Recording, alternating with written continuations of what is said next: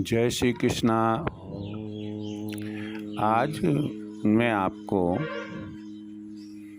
घर के वास्तु के संबंध में छत और बाथरूम में पानी की निकासी कैसे होनी चाहिए इसकी जानकारी दूंगा। मैं आपको बता दूं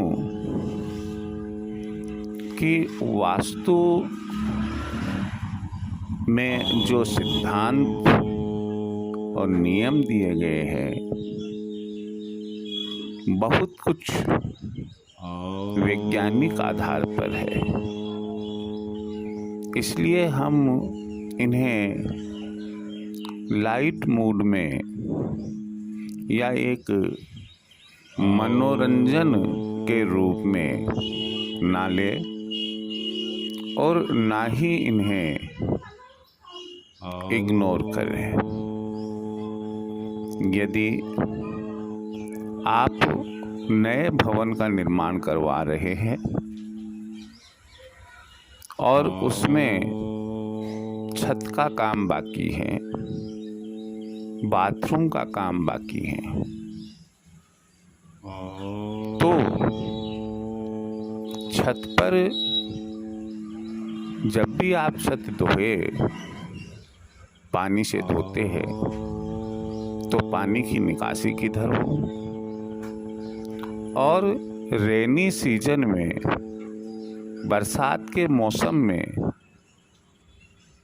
पानी जब बरसता है तो निश्चित रूप से छत से पानी का बहाव होगा। तो वो बहाव किधर हो, किस तरह से पानी छत से ढलान, छत के ढलान के हिसाब से नालों में से होकर घर के बाहर निकलेगा। यही स्थिति बाथरूम में भी है। हम स्नान करते हैं तो नहाने का पानी बाहर निकलता है। यहाँ मैं आपको शेयर करना चाहूँगा कि बाथरूम और छत का पानी तो किधर हो, ये तो महत्वपूर्ण है, लेकिन एक समस्या आपके सामने आ सकती है कि आप का जो प्लॉट है, आपका जो मकान है, वह आठों दिशाओं में से कोई सी भी दिशा की तरफ मुख्य द्वार लिए हुए हो सकता है। जैसे उत्तर, दक्षिण, पूरब, पश्चिम, ईशान, आग्नेय, नैऋत्य, वायव्य, इन आठों दिशाओं में से कोई भी दिशा आपके घर के सामने हो सकती है। नतीजा ये है कि आपके दिमाग में यह चीज़ आएगी कि पानी की निकासी तो घर के बाहर ही रहेगी। कोई दो राय नहीं है कि पानी तो घर के बाहर उसी दिशा में जाएगा जिधर आपके प्लॉट का मुख है। परंतु जो मैं अब आपको बताने जा रहा हूँ उसे ध्यान से सुनिए।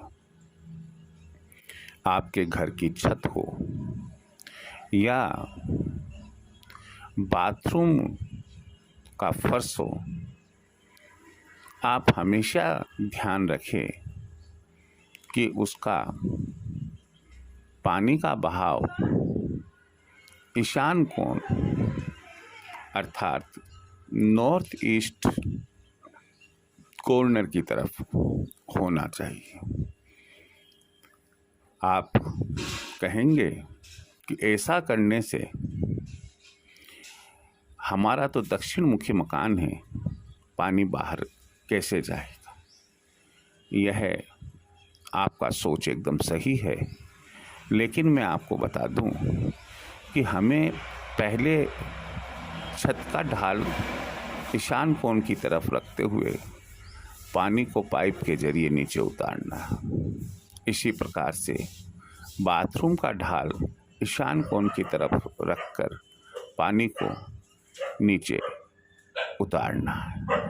अब जब पानी नीचे उतर गया है तो अंडरग्राउंड जो आप पाइपलाइन बिछाते हैं वह चाहे आप दक्षिण की तरफ डालें, चाहे पश्चिम की तरफ, चाहे आग्नेय कोण में हो, नैऋत्य कोण में हो या और किसी दिशा में हो, और चाहे अपने आप में ईशान कोण की तरफ ही क्यों ना हो, लेकिन आपको ध्यान रखना है कि यदि आपको घर में सुख समृद्धि चाहिए, यदि आपको घर में धन लक्ष्मी की कमी नहीं चाहिए, अर्थात माँ लक्ष्मी की कृपा आप पर बनी रहे, अगर आपको चाहिए कि आपके रोजी रोजगार में बरकत होती रहे, तो जो मैंने आपको अभी जानकारी दी है, आप अपने मिस्त्री से कहकर, जो मकान बनाने वाला है, छत का ढाल देने वाला है, बाथरूम का ढाल देने वाला है, आप उसे कह दे कि भैया कि हमारी छत का ढाल आपको ऐसे रखना है, और फिर पाइपलाइन के थ्रू आप नीचे कैसे भी जंक्शन लगाकर आप बाहर पानी ले जाए, लेकिन एक बार ऊपर से जब पानी बहेगा तो वह ईशान कोण की तरफ ही जाएगा। इसी प्रकार बाथरूम में भी जो पानी बहेगा वह भी ईशान कोण में ही जाएगा। आप देखिएगा कि ये जो छोटी छोटी सी वास्तु से संबंधित बातें जिन्हें हम अपने मकान में पूरी करते रहते हैं या पूरी करते हैं, आप देखिए कि घर में कितनी सुख शांति रहती है, रोजी रोजगार में कैसे बरकत होती है, आप कल्पना नहीं कर सकते हैं। ये अदृश्य ऐसी चीज़ें होती है जो कि हमें सकारात्मक प्रगति करने में सहायक होती है। मुझे उम्मीद है कि आपने मेरी इस बात को सिंसियरली सुना होगा और अपने घर का वास्तु, छत का वास्तु और बाथरूम का वास्तु पानी के ढाल के हिसाब से देखिए। यदि ऐसा नहीं है और आप इसमें परिवर्तन करवा सकते हैं तो निश्चित रूप से आपको वैसे ही ढाल रखना है जैसा मैंने आपको अभी जानकारी दी है। जय श्री कृष्ण।